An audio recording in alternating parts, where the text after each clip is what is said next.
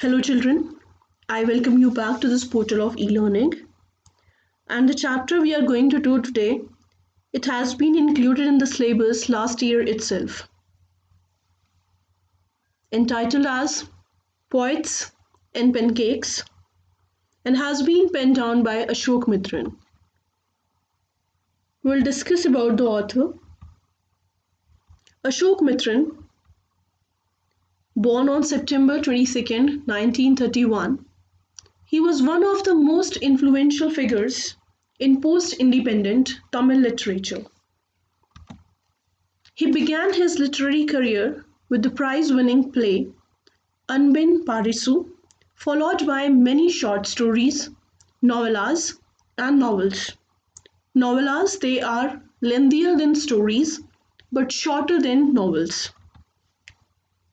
He was a distinguished essayist, a critic, and the editor of literary journal Kanayazi. He has written over 200 short stories, 8 novels, some 15 novellas, besides other prose writings. Most of Ashok Mitran's works have been translated into English. He worked for more than a decade at the Gemini Studios. We'll discuss about Gemini Studios later. His experiences here in this account that we are going to study, and also his interaction with people from the Tamil filmdom later took the form of his book entitled as My Years with Boss. It was from the year 1966 that he became a full-time writer and he took up the pseudonym Ashok Mitran. In 1980s, most of his works were translated into English and he and his works became well known all over India. Not only English, some of his works were translated into other European languages as well. Let's begin with the introduction of the chapter. Poets and Pancakes. It is an account that has been taken from the book My Years with Boss by Ashok Mitran. It is about his time when he worked in Gemini Studios. It was quite a famous film studio back in those years. We learned that Ashok Mitran's job at the studio, it was to cut newspaper clippings concerning different topics and maintaining a file of the same. In this story or in this account, we learn about a lot of things that are relating to the film industry post-independence, especially the one in India. We get an inside glimpse of the working it and also the beginning of India post-independence. He first writes his take on the makeup department. Moreover, he makes fun of the looks the actors try and the glaring lights. After that, we learn that Pancakes is actually the name of a makeup brand used by the Gemini studio in Frequent. The important expression that have been used in the chapter. Before we go about the expressions, in English, when the words they are put together and forming the compound words or they're forming the phrases, entire meaning of the word at times it changes. And how so? If you put the word blue and over separately, they mean different. But while we are studying an account, an essay, a story, we have to go by the contextual meaning of the word. Blue over, it means give a long, angry speech of criticism or accusation. And you should not be confused with the meaning of the word in singularity and the word when it is put to form the compound words or the phrases. Was struck dumb. That means render speechless as by surprise or certain shock. Catapulted into, to shoot forth or launch. A coat of mail. That means an armored coat made of chain mail, interlinked rings or overlapping metal plates. Played into their hands. That's a phrase that means to act or behave so as to give an advantage to an opponent. The favorite haunt. Here, the word hound in isolation means something else. And here, while we put it with the favorite, it has nothing to do with terrific or horrible. It simply means a frequently visited place. Heard a bell ringing, that infers a meaning stirring and often indistinct memory. Now, what pancake is? The title of the chapter that says Poets and Pancakes, wherein poets you all know what it means. Pancake, it was the brand name of the makeup material that Gemini Studios brought in truckloads. It was frequently used. Now, these names that you are looking at the slide, these are the actresses who had been talked about in the account. Rati Agnihotri, she is a Bollywood actress. Miss Gohar, she was a poetess and dancer as well. Greta Garbo, hails to Hollywood, and Vaijayanti Mala. Now, what Gemini Studios' its significance is. Gemini Studios was one of India's pioneer movie factories, situated in the present-day Chennai, and it was owned by S.S. Vasan, whose complete name is given in parentheses, and worked by over 600 staff. The GS or the Gemini Studios made movies for Tamil Nadu and other southern Indian states. Pancake, it was a makeup material used by the GS. Gemini Studios served as a breeding ground for innumerable artists and technicians for the South Indian film industry. The Gemini twins became a household symbol, and the Gemini flyover was named after the original studio at the junction. The character in the story, Ashok Mitran himself, he was one of the staff whose job was to collect information such as news events from newspapers and magazines and to paste them in files.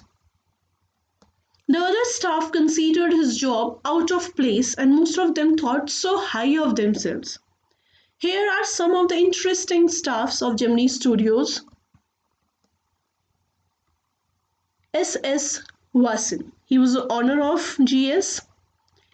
Vasan as a communist. You need to understand over here, we are going to discuss two facets of the same person. So when we talk about Vasan as a communist, Vasan felt terribly bad for being played into the hands of the MRA. That left a deep anti-communist impression upon his staff. He therefore decided to bring back the communist atmosphere in his studio. And for this, he invited a communist poet to deliver a speech on how great communism was. Vasan as an anti-communist. If S.S. Vasan was an anti-communist, he was the one who invited the MRA to the Gemini Studios. And later, when he saw that MRA had successfully spread anti-communism among his staff, he wanted to strengthen the new notions in them by inviting another anti-communist, and therefore he invited Spender. It seems to be a little confusing over here. But once we'll finish off the discussion, the explanation part, things would better settle. As I have already told you, that this chapter not only tells you about Gemini Studios and the directors, the poets, and the filmmaking or the Bollywood, it also tells you a lot about communists and anti-communist ideas in those days, specifically post-independence. The very important character in the chapter, Kothamangalam Subbu. You should remember him because there pertains a value-based question related to Subbu. Kothamangalam Subbu was number 2 at Gemini Studios. He was a noted Padma Shri award winning lyricist, writer, actor and director. So he was a multi-dimensional personality. Though he was not as educated, as fortunate, and as supported as the office boy, that's another character, yet he had reached the top of the Chimney Studios. He was a man of amazing genius. He was able to direct the directors. He suggested dozens of ways to shoot a certain scene when the director failed to find one, and even he acted better than the heroes. He wrote incredible poems. Though he was able to write more complicated ones that could raise him to the status of a great poet, but Subbu preferred writing them in simple Tamil to enlighten the majority of Tamil people. Besides, he supported his far and near relatives, but he had only enemies everywhere because he was very much close to the boss SS Vasan. Office Boy was another character in the story.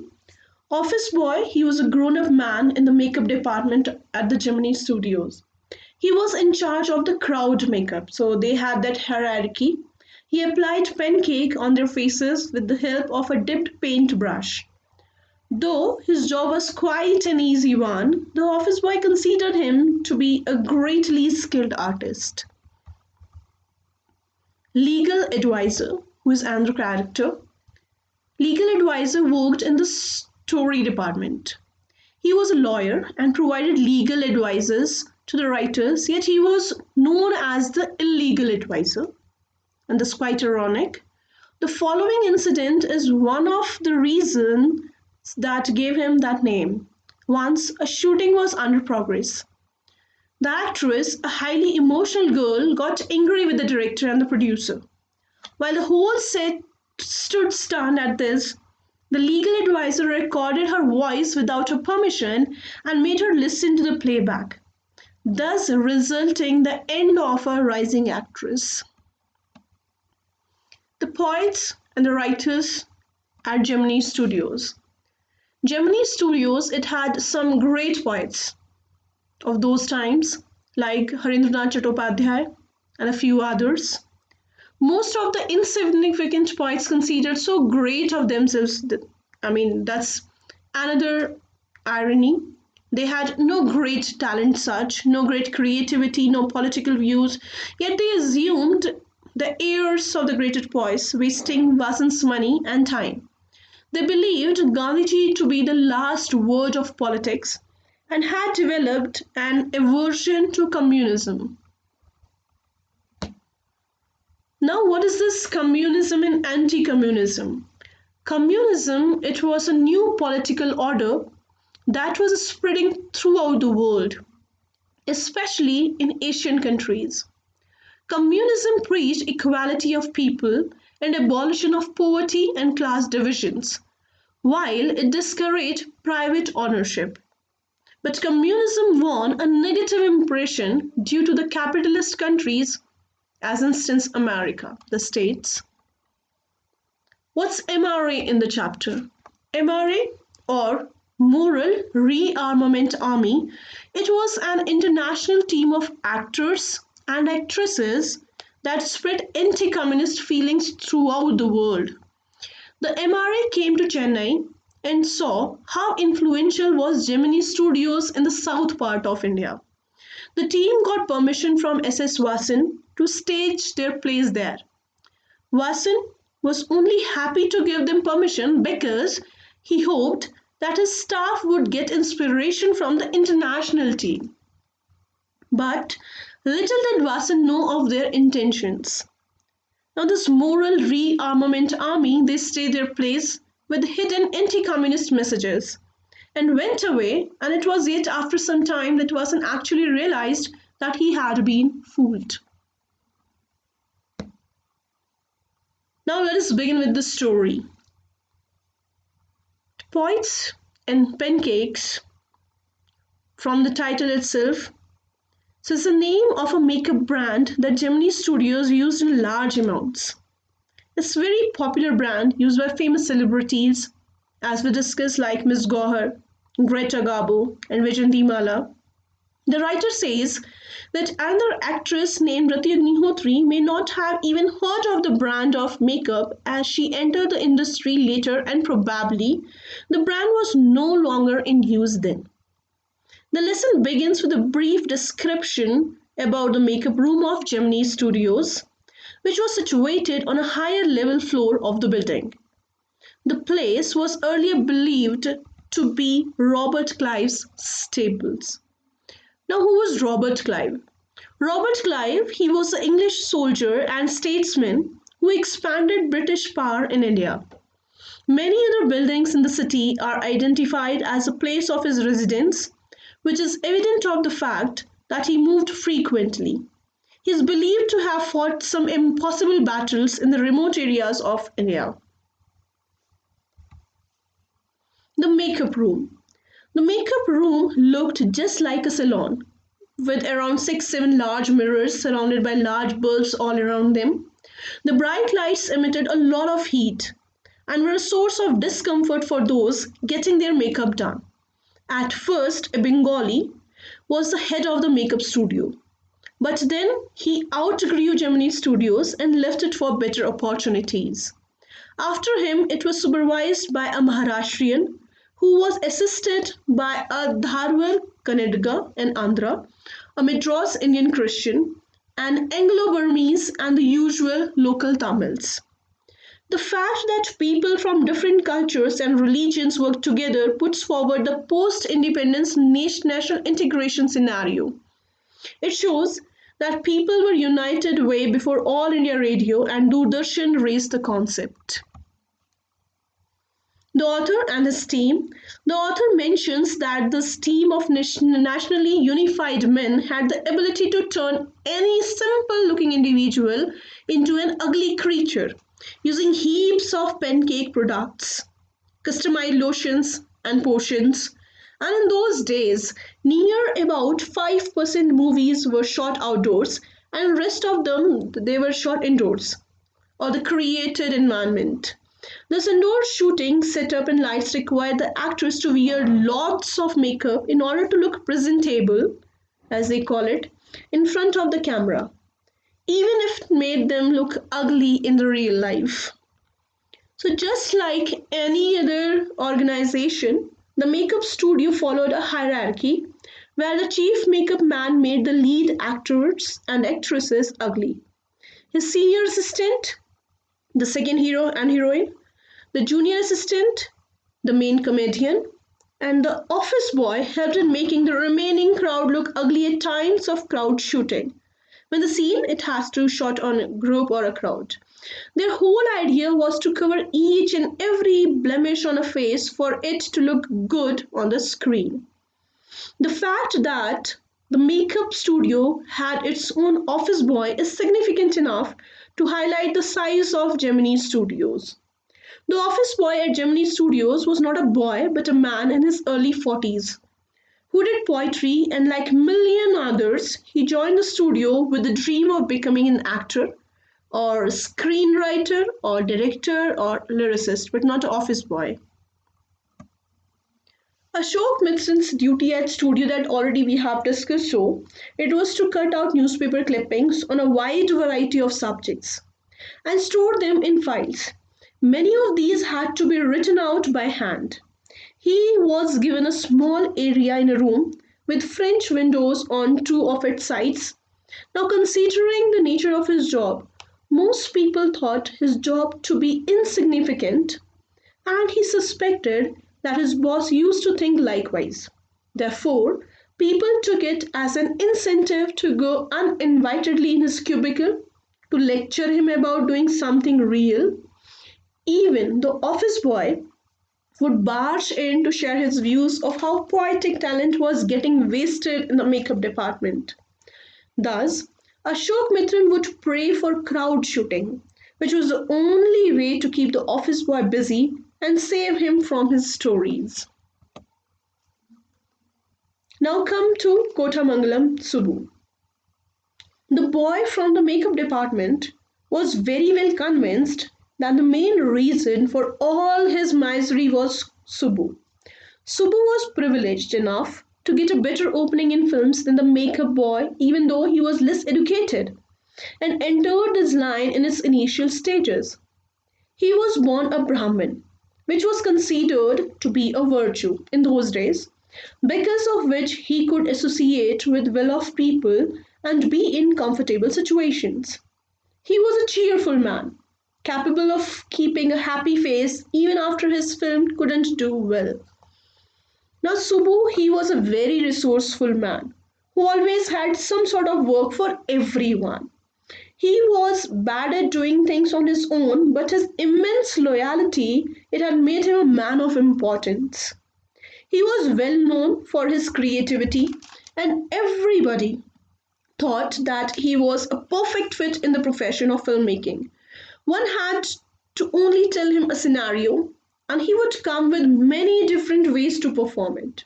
For instance, when the director asked him to execute a scene in which a rat kills a tigress underwater but take care of the cubs out of sympathy, Subu came with four or rather 14 different ways to perform it, and he took less than a minute to work it out. So that way, Subu was an extremely resourceful and creative person. Filmmaking was a lot easier when he was around. He alone gave Gemini Studio a unique identity. Not only this, he was great at poetry.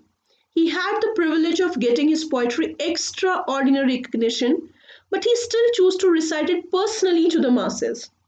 His critics were of the opinion that his poetic skills were overshadowed by his excellent filmmaking skills. He composed various folk story poems and the infamous novel Thillana Monambal with beautifully curated characters. He even recreated the mood and manner of Devdasis who existed in the 20th century. Apart from the aforementioned qualities, Subbu was a realistic actor, not very fond of playing the protagonist, but whichever role he performed, he had the ability to perform better than the main actors. He treated everyone with sincere respect and affection, so much so that his home was a permanent residence for all his knowns. He wasn't even aware of the fact that he was so welcoming. The narrator was amazed at the fact that even such a person could have enemies. He was not sure about the reason behind his behavior towards Subbu. He guessed it to be his closeness with the boss, or because he was multidimensional, or because he said nice things about everything and everyone, or simply because he praised the boss to gain favors. Regardless, the boy in the makeup department wished terrible things for Subbu. Subbu could always be found with the boss, but officially. He worked under the story department. The department consisted of poets, writers, and strangely a lawyer. He was often referred to as a legal advisor, but people used to call him the opposite, illegal advisor. This was because once a high tempered actress starting throwing tantrums on set, leaving everyone stunned. While he went and secretly switched on the recording equipment, he played it later when the actress paused for breath, leaving her shocked. There was nothing offensive against the producer, but her problematic tone, volume, and tantrums sent her into a trauma, which was hard for her to recover from. It marked the end of her short but brilliant acting career, and the legal advisor was responsible for it somehow. The lawyer, he wore unique clothes, different from the usual uniform that consisted of a dhoti made up of khadi fabric and a slightly oversized khadi shirt. He was generally seen wearing pants, tie, and sometimes a coat which was like an armor. He was a neutral man with logic which did not value human feelings and was usually seen helpless in a world full of literary enthusiasts. Now, the narrator called him a neutral man in the assembly of Gandhiites and Khadiites because he was different from the rest of them. He was very close to the boss, and just as the trend goes, he too was allowed to produce his own film, which could not do very well. A lot of makeup products and pancake stash they were used in the process. Eventually, the boss shut down the story department. The narrator expresses here in the account it in a very sarcastic way, which this was perhaps the only instance in human history where a lawyer lost his job because the poets were asked to go home. As the story department was closed, the poets were rendered workless along with the lawyer. So that was quite tragic, even. The Gemini studio was frequented by famous poets like S.D.S. Yogya, Subramaniam, Krishna Shastri, and Harindranath Chattopadhyay. The mess at the studio was excellent. It prepared a nice coffee which was available all day long. And in those days, the Congress rule meant restrictions, and cup of coffee with friends was the only source of entertainment.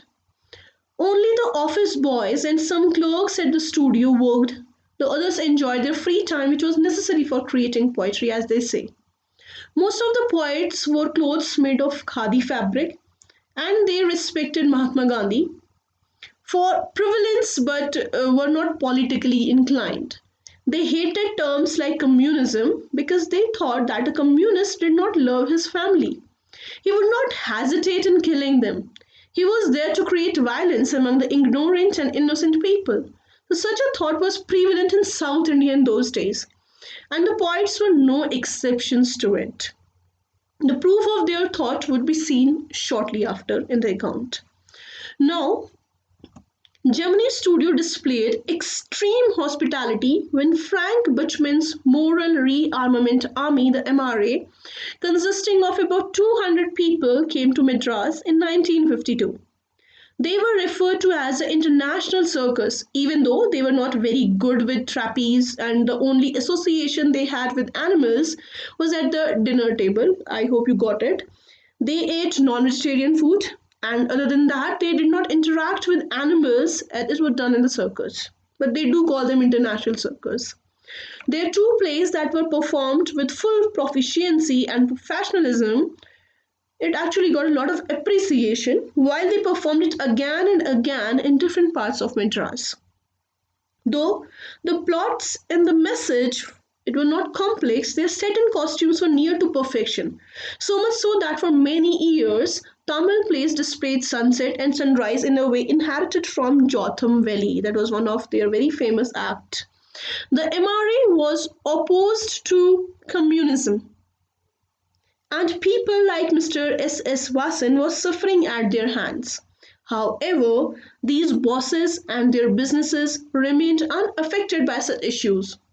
Not only the audience but also the staff of Gemini Studios had a great time hosting 200 people from over 20 nationalities. It was different from their usual routine of crowd performances, where groups of people they would wait to get heaps on makeup on their face by the makeup department. After a few months, Gemini Studios got yet another chance to welcome a poet from England. People made guesses about who was going to visit this time because most people knew a few poets like William Wordsworth or Lord Alfred Tennyson, or the enthusiasts knew about John Keats, Percy Bysshe Shelley, P.B. Shelley, Byron, even Eliot. They were curious as to who was the one visiting Gemini Studios. The person about to visit Gemini Studios was not a poet but an editor of a newspaper daily, and thus the boss was planning on giving him a huge welcome. Even Vasan was the editor of a famous Tamil weekly publication entitled as Anand Viktan. There were many famous publishing houses in Madras those years that had been set up by the Britishers, which everyone at Gemini Studios knew about. The highest level of managers at the Hindu only knew of two newspapers, the Manchester Guardian and the London Times. The man was not the editor of either of the two. Now the guest finally arrived at around 4 in the afternoon. He was tall and had a serious looking British face, which was unknown to almost all of them. Vasan welcomed him with a speech, and the speech was evident of the fact that he knew about him just as little as they did. The speech was general, but they could not help but hear words like freedom and democracy. Then it was the time for the poet, or the editor rather, to enlighten the audience, but unfortunately, no one could understand a word he was saying because of the British accent. Everyone was left bewildered. The visitor was just as confused. People couldn't understand the reason why a British poet was there at the studio that made Tamil films, and in between, people who couldn't afford to develop a taste for English poetry. His visit was indeed a mystery. So, before we revisit, Ashok Mitrin feels later on after this poet or the editor he went away that writing cannot be performed by the intelligent because it is a task of those who are patient and can do the hard work. A writer should not have any feelings, at least not to be bogged down by rejection, and must be able to prepare a lengthy prose. Mail it to the editor along with a stamped envelope for return of the manuscript. For such writers, the Hindu had advertised that there was a short story contest organized by a British publication that was titled as The Encounter. The writers at Gemini Studio had not heard of the name.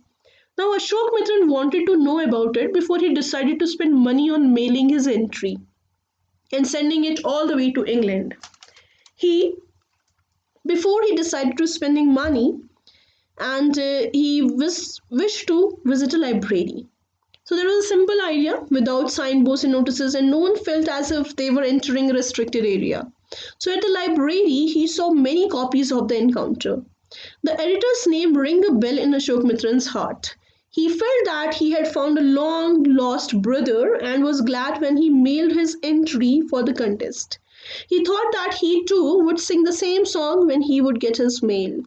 The editor's name was Stephen Spender, and I believe you all know him, at least remember his name. Many years later, when the writer left Gemini Studios, he had plenty of free time, but not much money. So, discounted goods on sale attracted him. Once he came across books being sold on the footpath outside the post office that was located on the Madras Mount Road. They were priced at 50 paisa each. They were termed as student editions and thus were offered at a special low price because they were celebrating the 50th anniversary of the Russian Revolution. He paid 50 paisa and took a copy of the book titled The God That Failed. It had 6 essays by 6 famous men who wrote about communism. The writers were Andre Gide, Richard Wright, Ignatius Elon, Arthur Koestler, Louis Fisher, and Stephen Spender. So, out of all these 6 names, you are acquainted with two, Louis Fisher and Stephen Spender. As the writer read Stephen's name, the book became important for him because this writer had visited Gemini Studios. He was reminded of him and the name sounded familiar. Ashok Mittal thought that the boss at Gemini Studios may not be concerned with Spender's poetry. Let's revisit the chapter quickly. So the lesson, it begins with Ashok Mitran telling us about Gemini Studios. We learn about the very popular makeup brand whose name was Pancakes. The Gemini Studios use this brand excessively, frequently, and orders truckloads of their products. After that, he goes on to tell the readers about the troubles the actors and the actresses they were facing. We learn about the many lights glaring in their faces when they are getting ready in the makeup room, rather getting ugly there. Moreover, he also mentions how the makeup department uses lots of makeup to make them look ugly. He also tells us about the office boy who was in his late 40s in the makeup department. He has a job to slap paint during crowd shooting on the faces of the players. Further, we learn that the author is a poet who joins the studio to become an actor, screenwriter, director, or lyricist. He has a cubicle to work where he had to collect the newspaper cuttings and frame them in a file. The office boy, he always used to come in with his complaints to the author. The author thinks that Kothamangalam Subbu is the one who troubles him.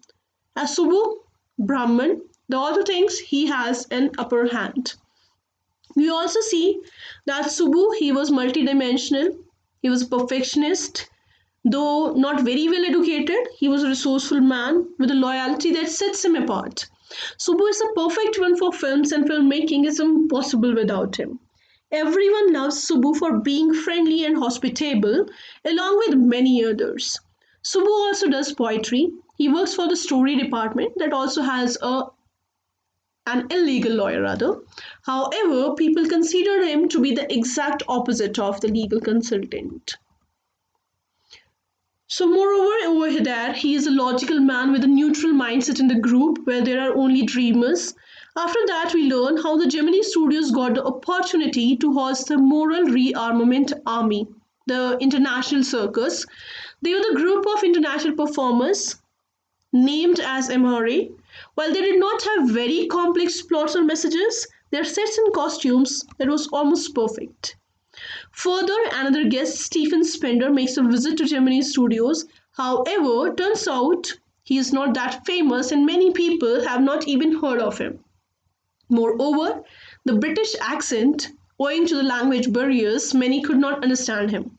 Thus, his visit remained a mystery until after many years the author saw Stephen's name in a book and recognized him from his visit to the studio. The story follows an assignment. The first question says, what does the writer mean by the fiery misery of those subjected to makeup? Who was Kotamangalam Subbu? Give a detailed pen portrait. Or it could be asked in a way, Kotamangalam Subbu was a many-sided genius. Give a reasoned answer. And the last question, that is, what political significance is Gemini Studios' invitation to Moral Rearmament Army and Stephen Spender show? That is it about the chapter. If you have any queries, any questions, if you want me to go back to any specific topic, you can always get back. I hope you submit the assignments in time. There are many of you who have not been submitting it. I wish you happy learning. Take a very good care of yourself. We'll meet again soon with the next chapter.